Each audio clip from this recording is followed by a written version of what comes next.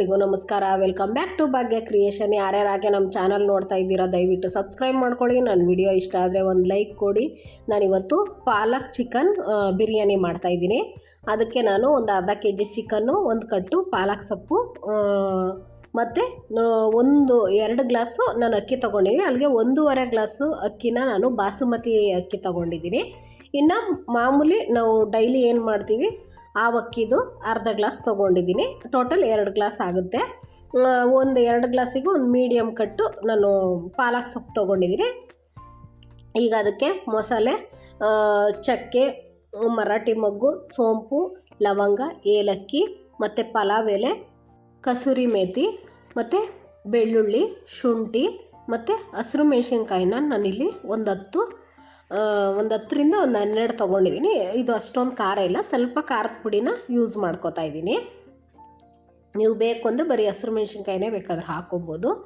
ಮತ್ತು ಇಲ್ಲಿ ನಾನು ಒಗ್ಗರಣೆಗೆ ಟೊಮೊಟೊ, ಈರುಳ್ಳಿ ಮತ್ತು ಪುದೀನ, ಕೊತ್ತಂಬರಿ ಸೊಪ್ಪು ಎಲ್ಲ ಕಟ್ ಮಾಡಿ ಎತ್ತಿಟ್ಕೊಂಡಿದ್ದೀನಿ. ಇವಾಗ ಮೊದಲಿಗೆ ನಾವು ಗ್ಯಾಸ್ ಹಚ್ಚಿ ಒಂದು ಪಾತ್ರೆ ಇಟ್ಕೊಳ್ಳೋಣ.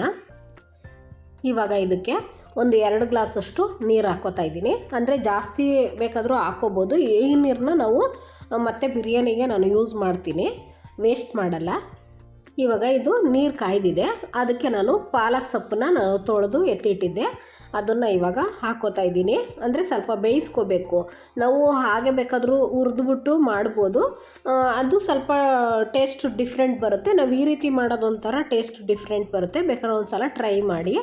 ನಾನಿವಾಗ ಅಂದರೆ ಡೈರೆಕ್ಟಾಗಿ ಹಾಗೆ ಬೇಕಾದರೂ ರುಬ್ಕೋಬೋದು, ಮೆಣಸಿನ್ಕಾಯಿ ಬೆಳ್ಳುಳ್ಳಿ ಎಲ್ಲ. ನಾನಿಲ್ಲಿ ಮೆಣಸಿನ್ಕಾಯಿ ಮತ್ತು ಅಂದರೆ ಹಸಿರು ಮೆಣಸಿನ್ಕಾಯಿ ಯೂಸ್ ಮಾಡಿದ್ದೀನಿ. ನೀವು ಬೇಡ ಅಂತಂದರೆ ಮಾಮೂಲಿ ಖಾರದ ಪುಡಿ ಬೇಕಾದ್ರೂ ಯೂಸ್ ಮಾಡ್ಕೋಬೋದು. ಬಟ್ ಹಸಿರು ಮೆಣಸಿನ್ಕಾಯಿ ಹಾಕಿದ್ರೆ ಟೇಸ್ಟ್ ಬರುತ್ತೆ.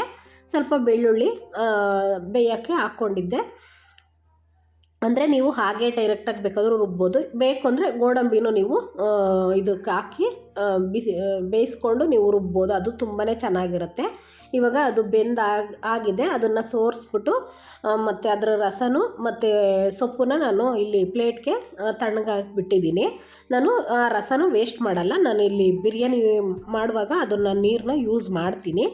ಇವಾಗ ಮೊದಲಿಗೆ ಅದೆಲ್ಲ ತಣ್ಣಗಾಗೋ ಅಷ್ಟೊತ್ತಿಗೆ ನಾವು ಇಲ್ಲಿ ಚಿಕನ್ಗೆ ಸ್ವಲ್ಪ ಮ್ಯಾಗಿನೇಟ್ ಥರ ಮಾಡ್ಕೊಳ್ಳೋಣ. ಇವಾಗ ಅದಕ್ಕೆ ಸ್ವಲ್ಪ ಅರಿಶಿನ ಪುಡಿ, ಅಂದರೆ ಚಿಕನೆಲ್ಲ ನಾನು ವಾಶ್ ಮಾಡಿ ನೀರಿರಬಾರ್ದು ಆ ರೀತಿ ಸೋಸಿ ಇಟ್ಕೊಂಡಿದ್ದೀನಿ. ಅಂದರೆ ಇಲ್ಲಿ ಹರಳುಪ್ಪನ್ನು ಹಾಕ್ಕೋತಾ ಇದ್ದೀನಿ. ಸ್ವಲ್ಪ ನಾವು ಒಗ್ಗರಣೆ ಎಲ್ಲ ಮಾಡೋ ಅಷ್ಟಕ್ಕೆ ಇದು ಸ್ವಲ್ಪ ಮ್ಯಾಗಿನೇಟ್ ಆಗುತ್ತೆ ಅಂತ. ನಾವಿಲ್ಲಿ ಶುಂಠಿ ಬೆಳ್ಳುಳ್ಳಿ ಎಲ್ಲ ಹಾಕೋದ್ರಿಂದ ಇದಕ್ಕೆ ಜಾಸ್ತಿ ಹಾಕ್ಕೋಬಾರ್ದು. ಒಂದು ಅರ್ಧ ಟೇಬಲ್ ಸ್ಪೂನಷ್ಟು ಶುಂಠಿ ಬೆಳ್ಳುಳ್ಳಿ ಪೇಸ್ಟು ಮತ್ತು ಒಂದು ಅರ್ಧ ಟೇಬಲ್ ಸ್ಪೂನಷ್ಟು ಅಚ್ಚ ಖಾರದ ಪುಡಿ. ಅಂದರೆ ನಾವು ಹಸಿರು ಮೆಣಸಿನ್ಕಾಯಿ ಹಾಕ್ತಾ ಇರೋದ್ರಿಂದ ಜಾಸ್ತಿ ನಾನು ಇಲ್ಲಿ ಹಾಕ್ತಾಯಿಲ್ಲ, ಒಂದು ಅರ್ಧ ಸ್ಪೂನಷ್ಟು ಹಾಕ್ಕೋತಾ ಇದ್ದೀನಿ. ಮತ್ತು ಒಂದು 4 ಟೇಬಲ್ ಸ್ಪೂನಷ್ಟು ಧನಿಯಾ ಪೌಡರ್ ಹಾಕ್ಕೊಂಡಿದ್ದೀನಿ. ಮತ್ತು ಒಂದು 2 ಟೇಬಲ್ ಸ್ಪೂನಷ್ಟು ಮೊಸರು. ಇಷ್ಟನ್ನು ಸ್ವಲ್ಪ ಮಿಕ್ಸ್ ಮಾಡ್ಕೊಳ್ಳೋಣ. ಇದು ಅಂದರೆ ಇದು ಸ್ವಲ್ಪ ಮಿಕ್ಸ್ ಆಗಬೇಕು. ನಾವು ಇವಾಗ ಸೊಪ್ಪನ್ನ ತಣ್ಣಗಾಗಿಬಿಟ್ಟಿದ್ದೀವಲ್ಲ, ಅಷ್ಟರೊಳಗೆ ಇದು ಸ್ವಲ್ಪ ಮ್ಯಾಗ್ನೇಟ್ ಆಗುತ್ತೆ. ಮತ್ತು ಪಾಲಕ್ ಸೊಪ್ಪನ್ನ ನಾವು ಅದನ್ನು ಪೇಸ್ಟ್ ಮಾಡಿ ಇದಕ್ಕೆ ಹಾಕ್ಕೋಬೋದು. ಅಂದರೆ ಇದರಲ್ಲಿ ತುಂಬ ವೆರೈಟಿ ಮಾಡ್ಕೋಬೋದು, ಇಲ್ಲ ಅಂತಲ್ಲ. ಇವಾಗ ನೋಡಿ ಇದನ್ನು ಇಷ್ಟು ಕಲಿಸ್ಬಿಟ್ಟು ಎತ್ತಿಟ್ಕೊಳ್ಳೋಣ. ಮತ್ತು ಇವಾಗ ಒಂದು ಜಾರ್ ತೊಗೊಂಡು ನಾವು ಸೊಪ್ಪನ್ನ ತಣ್ಣಗಾಕೆ ಎತ್ತಿಟ್ಟಿದ್ವಲ್ಲ ಅದನ್ನು ಈ ಜಾರೊಳಗೆ ಹಾಕ್ಕೋತಾ ಇದ್ದೀನಿ. ಇವಾಗ ಎಲ್ಲ ಹಾಕ್ಕೊಂಡು ಇದನ್ನು ಸ್ವಲ್ಪ ಪೇಸ್ಟ್ ಮಾಡ್ಕೋಬೇಕು ನುಣ್ಣಗೆ. ಅಂದರೆ ನೀರೇನೋ ಹಾಕ್ಕೋಬಾರ್ದು. ಹಾಗೆಯೇ ನಾನು ಶುಂಠಿ ಹಾಕೋದನ್ನು ಮರೆತುಬಿಟ್ಟಿದ್ದೆ, ಎತ್ತಿಟ್ಟಿದ್ನೆಲ್ಲ ಸಪ್ರೇಟು. ಅದನ್ನು ಅಂದರೆ ಬೇಯಿಸಿದ್ದೆ ಅಂತ ಹೇಳ್ಬಿಟ್ಟು ಹಾಕ್ಬಿಟ್ಟಿದ್ದೆ. ಆಮೇಲೆ ಸ್ವಲ್ಪ ಪೇಸ್ಟ್ ಆದಮೇಲೆ ಜ್ಞಾಪಕ ಆಯಿತು. ಆವಾಗ ಮತ್ತೆ ಶುಂಠಿ ಹಾಕ್ಕೊಂಡು ನುಣ್ಣಗೆ ಪೇಸ್ಟ್ ಮಾಡ್ಕೋತಾ ಇದ್ದೀನಿ. ಅಂದರೆ ನಾನಿಲ್ಲಿ ನೀರನ್ನು ಯೂಸ್ ಮಾಡಿಲ್ಲ, ಹಾಗೆ ಗಟ್ಟಿಗೆ ಪೇಸ್ಟ್ ಮಾಡ್ಕೋತಾ ಇದ್ದೀನಿ. ಈಗ ಆ ಪೇಸ್ಟನ್ನು ಆವಾಗಲೇ ಚಿಕನ್ನು ಸ್ವಲ್ಪ ಮ್ಯಾಗಿನೇಟ್ ಮಾಡಿ ಇಟ್ಟಿದ್ನಲ್ಲ ಅದ್ರ ಜೊತೆ ಹಾಕ್ಕೊಂಡು ಮತ್ತೆ ಇದನ್ನು ಮಿಕ್ಸ್ ಮಾಡಿ ಇದು ಸ್ವಲ್ಪ ಹೊತ್ತು ಮ್ಯಾಗಿನೇಟ್ ಆಗಲಿ ಅಂತ ಬಿಡ್ತಾ ಇದ್ದೀನಿ. ಏಕೆಂದರೆ ನಾವು ಫಸ್ಟಿಗೆ ಒಂದು ಸಲ ಮ್ಯಾಗಿನೇಟ್ ಮಾಡಿರೋದು ಸ್ವಲ್ಪ ಟೇಸ್ಟ್ ಬಂದಿರುತ್ತೆ. ಮತ್ತು ಇವಾಗ ಪಾಲಕ್ ಸೊಪ್ಪೆಲ್ಲ ನಾವು ಬೇಯಿಸಿ ಅದನ್ನು ಪೇಸ್ಟ್ ಮಾಡಿಬಿಟ್ಟು ಹಾಕಿದ್ರೆ ಅದು ಒಂಥರ ಟೇಸ್ಟ್ ಬರುತ್ತೆ. ಇವಾಗ ನಾವು ಒಗ್ಗರಣೆ ಮಾಡಿ ನೀರೆಲ್ಲ ಕುದಿಸೋವಷ್ಟೊತ್ತಿಗೆ ಚೆನ್ನಾಗಿ ಮ್ಯಾಗ್ನೇಟ್ ಆಗುತ್ತೆ ಚಿಕನ್ನು. ಇವಾಗ ನಾನು ಗ್ಯಾಸ್ ಹಚ್ಚಿ ಒಂದು ಕುಕ್ಕರ್ನ ಇಟ್ಕೋತಾ ಇದ್ದೀನಿ. ಅದಕ್ಕೆ ನಾನು ಸ್ವಲ್ಪ ಬೆಣ್ಣೆ ಹಾಕ್ಕೊಂಡು ಮಾಡ್ತಾಯಿದ್ದೀನಿ. ತುಂಬ ಚೆನ್ನಾಗಿರುತ್ತೆ. ಅಂದರೆ ಫುಲ್ ಬೆಣ್ಣೆ ಹಾಕ್ಕೋಬಾರ್ದು, ಒಂದು ಸ್ವಲ್ಪ ಬೆಣ್ಣೆ ಹಾಕ್ಕೊಂಡು ಸ್ವಲ್ಪ ಎಣ್ಣೆ ಹಾಕ್ಕೊಂಡು ನಾನು ಆವಾಗಲೇ ಮಸಾಲೆ ಐಟಮ್ಗಳು ಏನೇನು ತೊಗೊಂಡಿದ್ದೆ ಒಗ್ಗರಣೆಗೆ, ಚಕ್ಕೆ, ಲವಂಗ, ಏಲಕ್ಕಿ, ಪಲಾವ್ ಎಲೆ, ಕಸೂರಿ ಮೇಥಿ, ಮರಾಠಿ ಮೊಗ್ಗು, ಸೋಂಪು ಎಲ್ಲದನ್ನು ಹಾಕ್ಕೊಂಡು ಸ್ವಲ್ಪ ಫ್ರೈ ಮಾಡ್ಕೋತೀನಿ. ಅಂದರೆ ಎಣ್ಣೆ ಚೆನ್ನಾಗಿ ಕಾಯ್ದಾಗ ಹಾಕ್ಬಿಟ್ರೆ ಚೆನ್ನಾಗಿ ಫ್ರೈ ಆಗುತ್ತೆ. ಮತ್ತು ಇವಾಗ ಈರುಳ್ಳಿನ ಕಟ್ ಮಾಡಿದ್ದೆ ಉದ್ದುದ್ದಕ್ಕೆ. ಅಂದರೆ ಒಂದು 4 ಈರುಳ್ಳಿನ ನಾನು ದಪ್ಪ ಸೈಜ್ದು ಒಂದು 4 ಈರುಳ್ಳಿ ತೊಗೊಂಡಿದ್ದೀನಿ. ನೀವು ಕಡಿಮೆ ಕ್ವಾಂಟಿಟಿಲಿ ಮಾಡೋದಾದರೆ ಅದರಲ್ಲಿ ಅರ್ಧ ತೊಗೋಬೇಕಾಗುತ್ತೆ. ಇವಾಗ ಸ್ವಲ್ಪ ಈರುಳ್ಳಿ ಫ್ರೈ ಆದಮೇಲೆ ಇಲ್ಲಿ ಟೊಮೊಟೊನ ನಾನು ಒಂದು ಮೀಡಿಯಮ್ ಸೈಜಲ್ಲಿ 2 ಟೊಮೊಟೊ ತೊಗೊಂಡಿದ್ದೀನಿ. ಅಂದರೆ ಟೊಮೊಟೊನು ಜಾಸ್ತಿ ಹಾಕ್ಬಿಟ್ರೆ ತುಂಬ ಹುಳಿ ಥರ ಅನಿಸ್ಬಿಡುತ್ತೆ. ಒಂದು ಮೀಡಿಯಮ್ಮಾಗಿರಬೇಕು, ತುಂಬಾ ಚೆನ್ನಾಗಿ ಬರುತ್ತೆ. ಇವಾಗ ಟೊಮೊಟೊನು ಚೆನ್ನಾಗಿ ಫ್ರೈ ಮಾಡ್ಕೋಬೇಕು.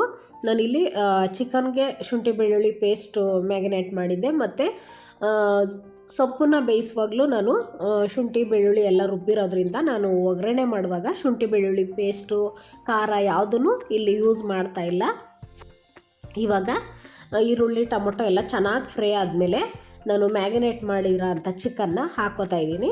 ಇದನ್ನು ಸ್ವಲ್ಪ ಚೆನ್ನಾಗಿ ಮಿಕ್ಸ್ ಮಾಡ್ಕೋಬೇಕು. ಅಂದರೆ ನಾವು ಫಸ್ಟಿಗೆ ನೀರು ಗೀರು ಏನು ಹಾಕ್ಬಾರ್ದು, ಹಾಗೇ ಚೆನ್ನಾಗಿ ಮಿಕ್ಸ್ ಮಾಡಬೇಕು. ಆವಾಗ ಅದರಲ್ಲಿರೋ ನೀರಿನಂಶ ಆಗಲಿ ಮತ್ತು ಅದರಲ್ಲಿರೋ ಹಸಿ ಅಂಶ ಆಗಲಿ, ಅಂದರೆ ಬೇಯಿಸಿದ್ದೀವಿ ಬಟ್ ಆದ್ರೂ ಸ್ವಲ್ಪ ಎಣ್ಣೆಲಿ ಚೆನ್ನಾಗಿ ಈರುಳ್ಳಿ ಟೊಮೊಟೊದಲ್ಲಿ ಚೆನ್ನಾಗಿ ಒಂದು ಕುದಿಸ್ಕೊಳ್ಳೋ ಥರ ಚೆನ್ನಾಗಿ ಫ್ರೈ ಮಾಡಬೇಕು. ಆಮೇಲೆ ನಾವು ಇದಕ್ಕೆ ನಾನಿಲ್ಲಿ ಪುದೀನ ಮತ್ತು ಕೊತ್ತಂಬರಿ ಸೊಪ್ಪು ಯಾವುದನ್ನು ರುಬ್ಬಿಲ್ಲ, ಹಾಗೇ ಉದುರಿಸ್ತಾ ಇದ್ದೀನಿ. ನೀವು ಬೇಕು ಅಂದರೆ ನೀವು ರುಬ್ಕೋಬೋದು. ಬಟ್ಟು ಪುದೀನ ಹಾಕಿ ರುಬ್ಬಿಟ್ರೆ ಏನಾಗುತ್ತೆ ಅಂದರೆ ಪಾಲಕ್ ಸೊಪ್ಪಿನ ಫ್ಲೇವರ್ ಹೊರ್ಟೋಗ್ಬಿಟ್ಟು ಪುದೀನ ಫ್ಲೇವರೇ ಜಾಸ್ತಿ ಇರುತ್ತೆ. ನಾವು ಪಾಲಕ್ ಚಿಕನ್ ಬಿರಿಯಾನಿ ಮಾಡ್ತಾ ಇರೋದ್ರಿಂದ ನಾನಿಲ್ಲಿ ಪುದೀನ ಸೊಪ್ಪನ್ನ ರುಬ್ತಾ ಇಲ್ಲ, ಸ್ವಲ್ಪ ಸಣ್ಣ ಕಟ್ ಮಾಡಿ ಹಾಕ್ಕೊಂಡಿದ್ದೀನಿ. ಮತ್ತು ಇನ್ನು ಜಾರಲ್ಲಿ ಮಸಾಲ ಇತ್ತಲ್ವ, ಅಂದರೆ ಸ್ವಲ್ಪ ನೀರು ಹಾಕ್ತಲೇ ಚೆನ್ನಾಗಿ ಫ್ರೈ ಆದಮೇಲೆ ನಾವು ಜಾರಲ್ಲಿರೋ ಮಸಾಲಾಗೆ ಸ್ವಲ್ಪ ನೀರು ಹಾಕ್ಕೊಂಡು ಚೆನ್ನಾಗಿ ಮಿಕ್ಸ್ ಮಾಡ್ಕೋಬೇಕು. ಆಮೇಲೆ ಅದನ್ನು ಹಾಕ್ಕೊಂಡು ಚೆನ್ನಾಗಿ ಮಿಕ್ಸ್ ಮಾಡ್ಕೊಳ್ಳಿ. ಮತ್ತು ನಾನು 2 ಗ್ಲಾಸ್ ನಾನು ಪಾಲಕ್ ಸೊಪ್ಪು ಬೇಯೋದಕ್ಕೆ ನೀರಿಟ್ಟಿದ್ನಲ್ವ, ಅದು 2 ಗ್ಲಾಸ್ ಇತ್ತು. ಅದು ಮತ್ತು ಮಾಮೂಲಿ ವಾಟರು 1 ಗ್ಲಾಸು, ಇಲ್ಲಿ 3 ಗ್ಲಾಸ್ ನೀರು ಹಾಕ್ಕೊಂಡಿದ್ದೀನಿ. ಏಕೆಂದರೆ ಅಕ್ಕಿನ ನಾವು ಚೆನ್ನಾಗಿ ನೆನೆಸಿರೋದ್ರಿಂದ ಜಾಸ್ತಿ ಬೇಯಿಸೋ ಅವಶ್ಯಕತೆ ಇರಲ್ಲ. ಚೆನ್ನಾಗಿ ನೆಂದಿರೋದ್ರಿಂದ ಉದುದ್ರಾಗಿ ಆಗಬೇಕಲ್ವ, ಸ್ವಲ್ಪ ನೀರು ಕಡಿಮೆ ಇಟ್ಕೋಬೇಕಾಗುತ್ತೆ.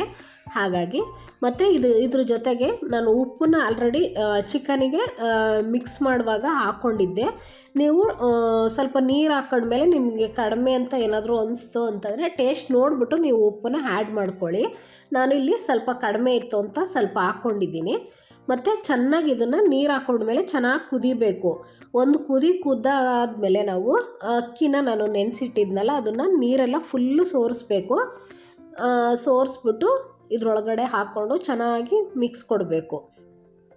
ಏಕೆಂದರೆ ಈ ವಿಧಾನದಲ್ಲಿ ಮಾಡಿದ್ರೆ ತುಂಬಾ ಟೇಸ್ಟು ಚೆನ್ನಾಗಿ ಬರುತ್ತೆ. ನಾವು ಹೆಂಗೆ ಬೇಕೋ ಹಂಗೆ ಮಾಡಿಬಿಟ್ರೆ ತಿನ್ನೋದಕ್ಕೆ ಆಗಲ್ಲ, ಬಿರಿಯಾನಿ ಟೇಸ್ಟೇ ಬರಲ್ಲ. ಹಾಗಾಗಿ ಒಂದು ಮಾಡೋ ವಿಧಾನ ಸ್ವಲ್ಪ ಲೇಟ್ ಆದ್ರೂ ಟೇಸ್ಟು ತುಂಬಾ ಚೆನ್ನಾಗಿರುತ್ತೆ. ಹಾಗಾಗಿ ಒಂದು ಸ್ವಲ್ಪ ಲೇಟ್ ಆದರೂ ಪರವಾಗಿಲ್ಲ, ನೀಟಾಗಿ ಮಾಡ್ಕೊಂಡು ತಿನ್ನಬೇಕು ಅನ್ನೋದೊಂದು. ಇವಾಗ ನೋಡಿ ಅದ್ರ ಮೇಲ್ಗಡೆ ಸ್ವಲ್ಪ ಕೊತ್ತಂಬರಿ ಮತ್ತು ಪುದೀನ ಎರಡನ್ನೂ ಹಾಕಿ ಮಿಕ್ಸ್ ಮಾಡ್ಕೊತಾ ಇದ್ದೀನಿ. ಈಗ ಅಕ್ಕಿ ಹಾಕೊಂಡ್ಮೇಲೂ ಒಂದು ಸಣ್ಣ ಕುದಿಯುವಾಗ ನಾವು ಲಿಡ್ಡನ್ನು ಕ್ಲೋಸ್ ಮಾಡಬೇಕು. ಇವಾಗ ನೋಡಿ ಚೆನ್ನಾಗಿ ಕುದೀತಾ ಇದೆ. ಇವಾಗ ಲಿಡ್ಡನ್ನು ಕ್ಲೋಸ್ ಮಾಡಿ 1 ವಿಷಲ್ ಹಾಕ್ಸಿದ್ರೆ ಸಾಕು, ಅನ್ನ ಆಗೋಗ್ಬಿಡುತ್ತೆ ಬಿರಿಯಾನಿ. ಇವಾಗ ನೋಡಿ ವಿಷಲ್ ಹೋಗಿದೆ. ಈಗ ತೆಗ್ದಿದ್ದೀನಿ. ಅಂದರೆ ಸ್ವಲ್ಪ ನಾವು ಪುದೀನ ಮತ್ತು ಕೊತ್ತಂಬರಿ ಎಲ್ಲ ಹಾಕಿರೋದು ಮೇಲ್ಗಡೆ ಬಂದೇ ಬರುತ್ತೆ. ಹಾಗಾಗಿ ಇವಾಗ ಈಗೊಂದು ಮಿಕ್ಸ್ ಕೊಡೋಣ. ಏಕೆಂದರೆ ಆಲ್ರೆಡಿ ನಾವು ಚೆನ್ನಾಗಿ ಕುದಿಯುವಾಗ ನಾವು ಲಿಡ್ಡನ್ನು ಕ್ಲೋಸ್ ಮಾಡಿರೋದ್ರಿಂದ ಜಾಸ್ತಿ ಮಿಕ್ಸ್ ಮಾಡುವ ಅವಶ್ಯಕತೆ ಏನಿರಲ್ಲ. ಆದರೂ ಮೇಲ್ಗಡೆ ಎಲ್ಲ ಇರುತ್ತಲ್ವ, ಹಾಗಾಗಿ ಒಂದು ಮಿಕ್ಸ್ ಕೊಡಲೇಬೇಕು.